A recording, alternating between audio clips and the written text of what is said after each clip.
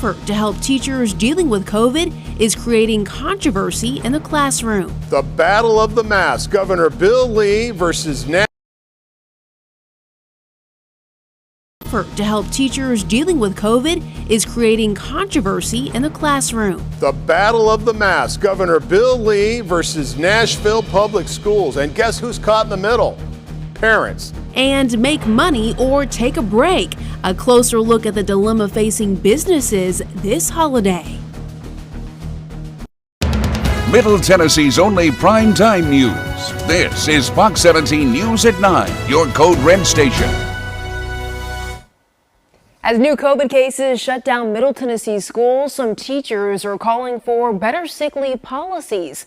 Last year, the federal government provided special COVID sick leave for teachers, but that expired at the end of the school year. Fox 17 News' Jackie Del Pilar joining us now with the new policies for teachers here in the Mid-State. There's no statewide sick leave and quarantine policy, so each district sets their own rules. The Metro Nashville Teachers Association says with the number of quarantines going on right now, it's inevitable that teachers will burn through their regular sick leave. So now Metro schools and other districts are putting in new policies to address teachers out sick with COVID. A new COVID sick leave policy now in effect for teachers at Metro Nashville Public Schools. The policy says if a teacher tests positive for COVID, they can continue working remotely. If they're too sick to work, teachers can now use special COVID sick leave. The paid leave is only available for vaccinated teachers.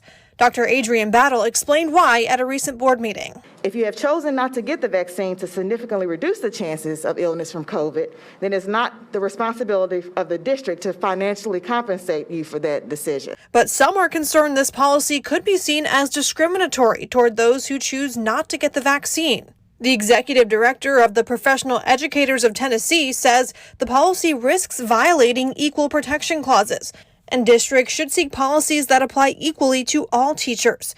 A spokesperson with MNPS says their legal team approved the policy and it is not discriminatory. The policy still allows unvaccinated teachers to access the COVID sick leave if they're medically ineligible to get vaccinated.